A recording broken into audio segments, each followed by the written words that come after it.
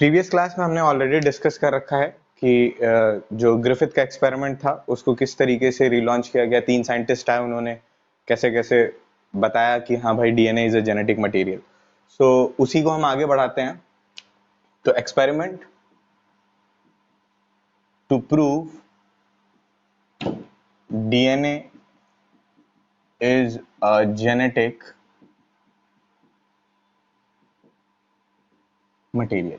सो basically हमने एक experiment तो देख लिया भाई, किसका? ग्रिफिथ का। ठीक है, आज अभी हम देखने वाले हैं सेकंड एक्सपेरिमेंट, किसका? हर्शे एंड चेस का।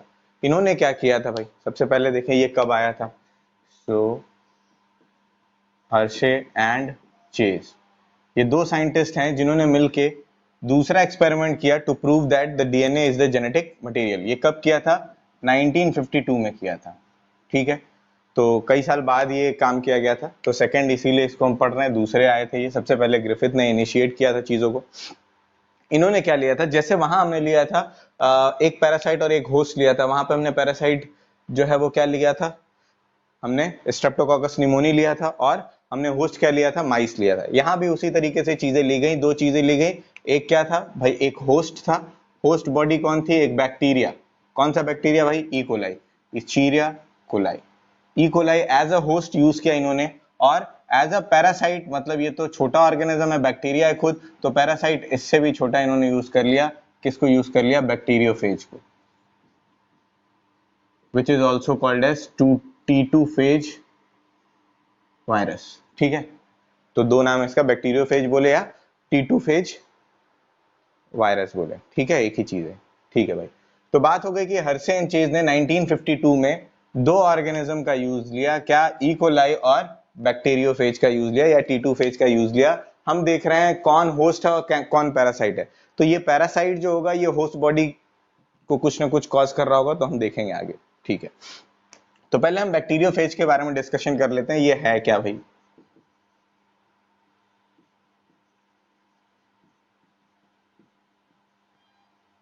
सो आपने लोअर क्लासेस में भी पढ़ा होगा, the virus which can invade the activity of bacteria is what? Bacteriophage.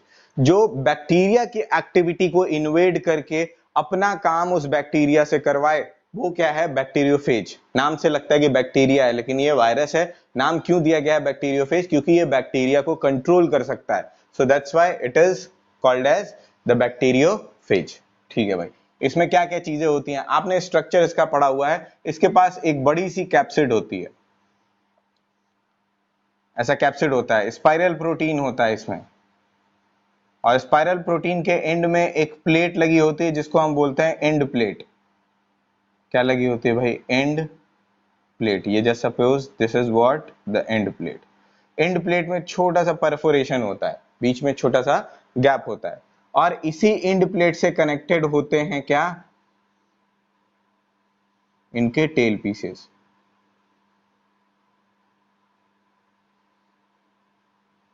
ठीक है, इस तरीके का स्ट्रक्चर आपने लोअर क्लासेस से देखा होगा, और इसी कैप्सिड के अंदर पाया जाता है इनका जेनेटिक मटेरियल। हम मान लेते हैं ये डीएनए है, जस्ट सपोज पहले ही मान लेते हैं हम इट इज व्हाट? डीएनए, या हम लिख लेते हैं it is a genetic material. ये एक्सपेरिमेंट अभी नहीं कर रहे हैं, अभी हम सिर्फ बैक्टीरियोफेज का स्ट्रक्चर पढ़ रहे हैं। दिस इज व्हाट, ये जो अपर कवरिंग दिख रही है ये क्या है? It is a capsid which is made up of protein. Protein की बनी हुई कैप्सिड है। ठीक है, इसको हमने क्या बोला? This is what? The end plate. It is having the perforated end plate. ये क्या है? These all are the tail pieces. ठीक है, अब बात आती है भाई कि ये तो T2 फेज का स्ट्रक्चर हो गया, या फिर बैक्टीरियोफेज का स्ट्रक्चर हो गया। हमने देख लिया डीएनए यहां कैप्सिड के अंदर पाया जाता है। तो अगर इसको हम भेजेंगे किसके पास? ई कोलाई के पास। सो ई कोलाई बहुत जनरल सा स्ट्रक्चर है। ठीक है, तो आगे हम देखेंगे जब एक्सपेरिमेंट समझेंगे। सो ई कोलाई पे जब ये पहुंचेगा तो क्या करने वाला है? ये अपने जेनेटिक मटेरियल को ट्रांसफर कर देने वाला है। किसको? ई कोलाई को ट्रांसफर कर देने वाला है। तो इससे किस तरीके से हर्शे एंड चेज ने एक्सपेरिमेंट को परफॉर्म किया, अब वो देखना है हमको। तो सबसे पहली चीज आई यहाँ पे, इसी T2 फेज को उन्होंने क्या कर दिया? दो तरीके के कल्चर्ड मीडियम में ग्रो कराया। T2 फेज को क्या कराया? दो तरीके के कल्चर्ड मीडियम में इन्होंने ग्रो कराया। रेडियो एक्टिव मीडियम लिया। रेडियो एक्टिव क्यों लिया, देखिए कहाँ क्या यूज किया गया है, सल्फर 35 यूज किया गया और फास्फोरस 32 यूज किया गया। बेसिकली सल्फर का एटॉमिक मास कितना होता है 32 और फास्फोरस का कितना होता है 30 होता है।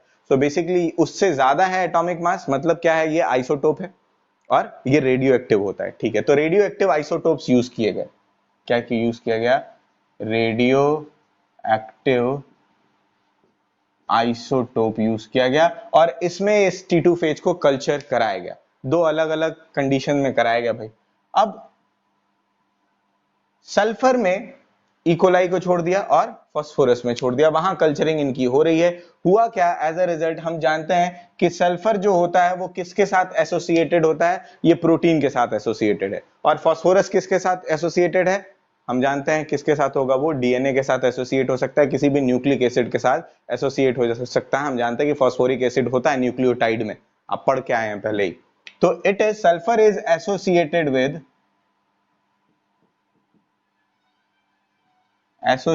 विद एंड द फास्फोरस, दोनों को हम देख रहे हैं कौन किसके साथ एसोसिएटेड है। तो बेसिकली सल्फर एसोसिएटेड है किसके साथ, प्रोटीन के साथ, एंड ये फास्फोरस एसोसिएटेड है किसके साथ, डीएनए के साथ।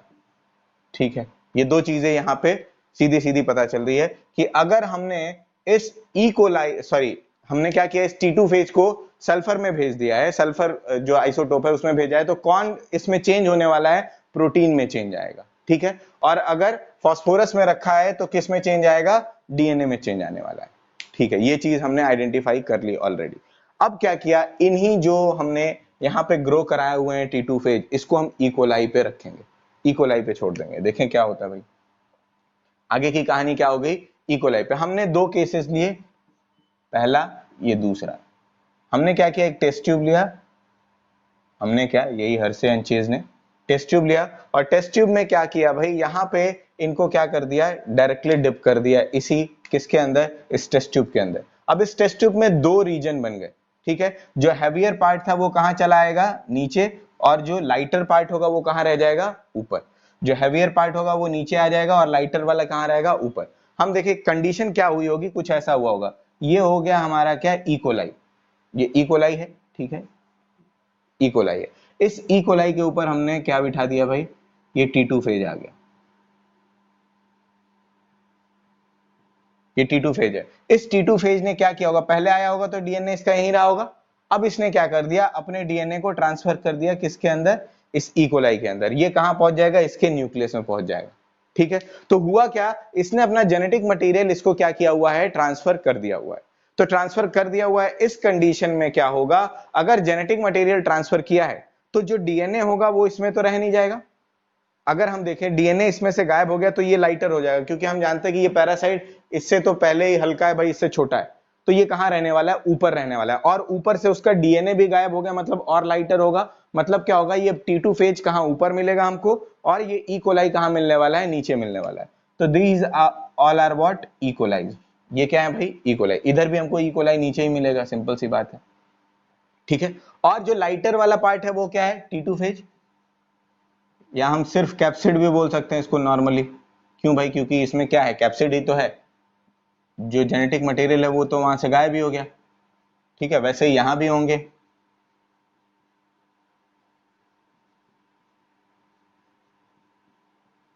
मान लीजिए कई सारे हैं। ठीक है, इस तरीके से हैं। ये क्या हो गया, ये लाइटर एरिया हो गया और ये हैवियर एरिया हो गया। तो हैवी चीजें कहां चली जाती है, नीचे जाती हैं, हम जानते हैं। तो यहाँ पे दो रीजन उन्होंने इनको नाम दिया, इनको बोला सुपरनेटेंट एरिया। जो ऊपर वाला एरिया है उसको सुपरनेटेंट बोला, ऊपर है सुपरनेटेंट बोला, और नीचे वाले को पैलेट एरिया बोला। क्या बोला, pellet area of test tube. तो दो एरियाज देखे गए, पैलेट एरिया में क्या दिख रहा है, इकोलाई, और सुपरनेटेंट एरिया में क्या दिख रहा है हमको, कैप्सिड दिखाई दे रहा है या T2 फेज दिखाई दे रहा है, विदाउट द जेनेटिक मटेरियल दिखाई दे रहा है वो। ठीक है भाई, अब इस कंडीशन में हुआ क्या, अगर हम यही लेके आते हैं सल्फर वाला ही, सल्फर कंटेनिंग जो T2 फेज था वो यहां हो, अगर फॉस्फोरस कंटेनिंग वाला यहां हमने यूज किया है T2 फेज, जो रेडियो एक्टिव यूज किया था हमने, तो कंडीशन क्या होगी, सिंपल सी बात है, इसमें ट्रांसफर क्या हुआ है, क्या ट्रांसफर हुआ है? डीएनए ट्रांसफर हुआ है, जेनेटिक मटेरियल डीएनए ट्रांसफर हुआ है। तो इसका मतलब अभी भी रेडियो एक्टिविटी कहां देखी जाएगी? इस सुपरनेटेंट एरिया में देखी जाएगी। क्यों? क्योंकि रेडियो एक्टिविटी, सल्फर अगर हमने यूज किया है आइसोटोप, तो रेडियो एक्टिव कौन होगा? यहाँ पे प्रोटीन में चेंज आने वाला है, ना कि डीएनए में। तो ये यहाँ पे क्या होने वाला है? ये जो radio activity will be observed in supernatant phase. Radio activity observed in supernatant, ठीक है, उस एरिया में पाया गया, ठीक है, सुपरनेटेंट एरिया में। और यहां किस में पाया जाएगा? रेडियो एक्टिविटी, समझ में आ गया होगा I think so, observed in pellet area. यहां पैलेट एरिया में क्यों आ गया भाई? क्योंकि इस बार ये कौन था जो कि रेडियो एक्टिव हुआ था? डीएनए हुआ था, और वो डीएनए ऑलरेडी ट्रांसफर हो चुका है। तो वो डीएनए कहां होगा? इस ई कोलाई के अंदर। तो इस बार कहां मिलने वाला है? पैलेट एरिया के अंदर। तो हमको ये पता चल गया भाई, इतना तो पता था ही कि फास्फोरस रिलेटेड है डीएनए से, और हम जानते हैं कि जब भी ये इसके साथ बैठेगा तो ये अपना जेनेटिक मटेरियल ही ट्रांसफर करेगा। तो अगर ये वाला, अगर सल्फर वाले में यूज करके अगर पैलेट एरिया में चेंज आ गया होता, रेडियो एक्टिविटी आई होती, मतलब प्रोटीन था जेनेटिक मटेरियल। लेकिन हुआ क्या कि जो डीएनए था वो जेनेटिक मटेरियल हम जान रहे हैं, इसीलिए जो फास्फोरस कंटेनिंग वाला था वो कहां आएगा? क्योंकि जेनेटिक मटेरियल यही है, तो ये नीचे आया, और ये नीचे आया तो कंफर्म हो गया कि रेडियो एक्टिविटी यहां अगर ऑब्जर्व हुई है, तो यहां ऑब्जर्व हुई है तो डीएनए ही क्या होगा? जेनेटिक मटेरियल होगा। एक बार फिर से सम अप करते हैं क्या चीजें इन्होंने बताई थी। सबसे पहली चीज हमने देखी, हर्शे एंड चेज ने ये एक्सपेरिमेंट किया था, कब? 1952 में किया था, ठीक है सर। दो ऑर्गेनिज्म यूज किए, एक को होस्ट बोला, एक को पैरासाइट बोला। पैरासाइट क्या होता है? जो होस्ट ऑर्गेनिज्म के पास जाता है, तो बैक्टीरियोफेज या टीटूफेज इसका नाम है, ठीक है। ई कोलाई जो था इनका होस्ट ऑर्गेनिज्म था, इस्चीरिया कोलाई बैक्टीरिया है ये, ठीक है। अब बैक्टीरियोफेज का स्ट्रक्चर हमने देख लिया, कैप्सिड होता है, उसके अंदर जेनेटिक मटेरियल होता है, स्पाइरल प्रोटीन्स होते हैं, नीचे एंड प्लेट होता है जो परफोरेटेड होता है, और साथ में टेल पीसेस लगे होते हैं ताकि वो किसी के साथ ग्रिप बना कर रह सके, ठीक है। Basically bacteria are the particular viruses which can invade the activity of bacteria, ठीक है। बैक्टीरियोफेज क्या करते हैं? ऐसे वायरस हैं जो कि क्या कर सकते हैं? बैक्टीरिया की एक्टिविटी को इन्वेड कर सकते हैं, खुद उसको कंट्रोल कर सकते हैं। नेक्स्ट, अब इन्हीं T2 फेजेस को दो कल्चर्ड मीडियम में हमने ग्रो कराया रेडियो एक्टिव आइसोटोप्स के साथ। एक हमने रेडियो एक्टिव आइसोटोप क्या लिया है? सल्फर, और एक क्या लिया है? फास्फोरस। और हम ऑलरेडी जानते हैं, हर्शे चेज भी ऑलरेडी जानते थे कि ये फास्फोरस जो है वो डीएनए से रिलेटेड है, और ये सल्फर जो है वो प्रोटीन से रिलेटेड है। इतनी बात होप सो क्लियर होगी। अब दो केसेस लिए उन्होंने, दो टेस्ट ट्यूब लिया, वहां पे क्या कर दिया? इनको डिप कर दिया। चीजें क्या दिखी भाई? जो भारी चीज होगी वो नीचे जाएगी, तो इस्चीरिया कोलाई भारी था, नीचे आ गया, और जो कैप्सिड है खाली है तो वो क्या होगा? ऊपर रहेगा। ये चीज होगी।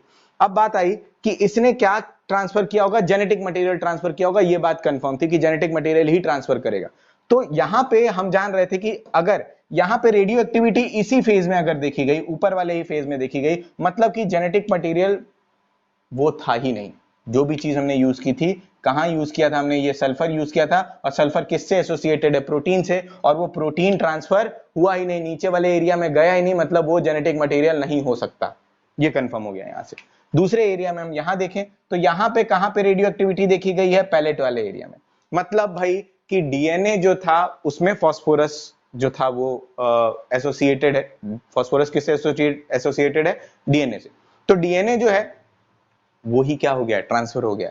और ट्रांसफर हो गया तो नीचे वाले एरिया में रेडियो एक्टिविटी दिखेगी। सिंपल सी बात है कि अगर रेडियो एक्टिव आइसोटोप अगर ट्रांसफर हो गया तो मतलब कहानी क्या है कि ये डीएनए ही क्या होने वाला है? जेनेटिक मटेरियल होने वाला है, क्योंकि यही जो है नीचे ट्रांसफर हो गया। जो चीज ट्रांसफर हो गई और रेडियो एक्टिविटी नीचे दिख गई, इसका मतलब यही जेनेटिक मटेरियल है।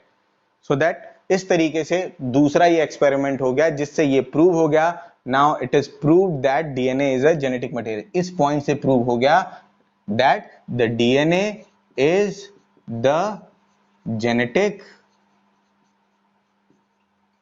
मटेरियल। अब किसी को कोई डाउट हो तो बताओ।